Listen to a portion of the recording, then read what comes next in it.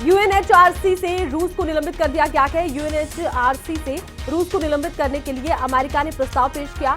193 सदस्यीय महासभा में प्रस्ताव के पक्ष में 93 मत पड़े, जबकि भारत समेत 58 देश इसमें अनुपस्थित रखे। मानवाधिकार परिषद में रूसी संघ की सदस्यता को निलंबित करने के अधिकार को शीर्षक वाले प्रस्ताव के साथ 24 मत पड़े थे। ऐसे में प्रस्ताव पारित हो गया। यूक्रेन के विदेश मंत्री दिमित्रो कुलेबा ने कहा कि संयुक्त राष्ट्र मानवाधिकार परिषद से रूस को निलंबित कर दिया गया है। उन्होंने कहा कि युद्ध अपराधियों के लिए यूएनएचआरसी में कोई स्थान नहीं है। उन्होंने कहा कि सभी सदस्य देशों का आभारी हूं जिन्होंने संबंधित यूएनजीए प्रस्ताव का समर्थन किया और इतिहास में सही पक्ष के साथ खड़े हुए। रूस यूक्रेन युद्ध के बीच रूस ने पहली बार इस युद्ध में हुए अपने भारी सैन्य नुकसान को स्वीकार किया है।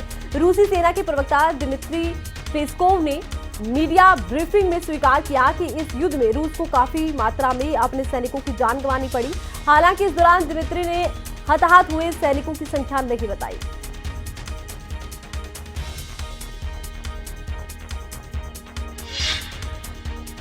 यूक्रेन में आम लोगों पर अत्याचार की खबरों के बीच नाटो के सदस्य देशों को यूक्रेन को और अधिक हथियारों की आपूर्ति करने पर सहमति जताई गई है। इस बीच आशंका जताई जा रही है कि रूस पूर्वी डोनबास क्षेत्र में बड़ा हमला कर सकता है। बता दें कि नाटो ने एक संगठन के रूप में यूक्रेन को सैनिकों या हथियारों की आपूर्ति न करने की बात नहीं की। हालांकि सदस्य देशों ने कीव को विमान रोधी और टैंक रोधी हथियार उपलब्ध करवाए हैं। अमेरिकी राष्ट्रपति बाइडेन लगातार रूस पर प्रतिबंध लगा रहे हैं, तो वहीं वो यूक्रेन को युद्ध लड़ने के लिए कई तरह के हाईटेक हथियार भी उपलब्ध करवा रहे हैं। ये हथियार रूसी सेना को काफी नुकसान पहुंचा रहे हैं। इन्हीं में से एक कमाल का हथियार है स्विच ब्लेड ड्रोन्स। इनकी मदद से यूक्रेनी सेना दुश्मनों को काफी नुकसान पहुंचा रही है। अपनी तिकड़मबाजी से अविश्वास प्रस्ताव खारिज करने और नेशनल असेंबली को भंग करने के बाद जश्न मना रहे इमरान खान को सुप्रीम कोर्ट ने झटका दे दिया।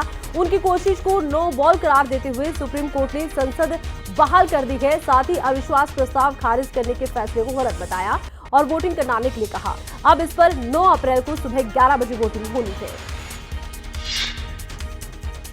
पाकिस्तान के सुप्रीम कोर्ट के इस फैसले पर इमरान खान ने प्रतिक्रिया दी। इमरान खान ने कहा, मैंने कैबिनेट मीटिंग बुलाई है और इसके साथ ही पार्लियामेंट्री पार्टी मीटिंग भी होनी है। देश के लिए मेरा संदेश है, आखिरी गेंद तक पाकिस्तान के लिए मुकाबला करूंगा। पाकिस्तान के पूर्व प्रधानमंत्री नवाज शरीफ ने देश की सियासत में हो रही हलचल को लेकर टिप्पणी की। पाकिस्तानी कौम को मुबारकबाद दिया है। उन्होंने कहा कि जनता को ऐसे शख्स से निजात मिली है जिसने पाकिस्तान को बर्बाद कर दिया, भूखा मार दिया।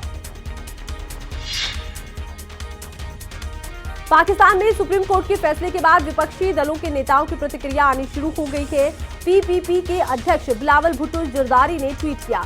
जरदारी ने लिखा है कि लोकतंत्र सबसे अच्छा बदला है। श्रीलंका इन दिनों आर्थिक संकट से जूझ रहा है। ऐसे में भारत सरकार ने अपने पड़ोसी देश के लिए मदद का हाथ आगे बढ़ाया। भारत ने श्रीलंका को $1 बिलियन की क्रेडिट लाइन की सहायता जारी की है। इतना ही नहीं, भारत से खाद्यान्न, पेट्रोल, डीजल और दवाइयां भी श्रीलंका भेजी जा रही हैं। इसके साथ ही अब भारतीय कंपनियां भी मुश्किल की घड़ी में मदद के लिए आगे आई हैं।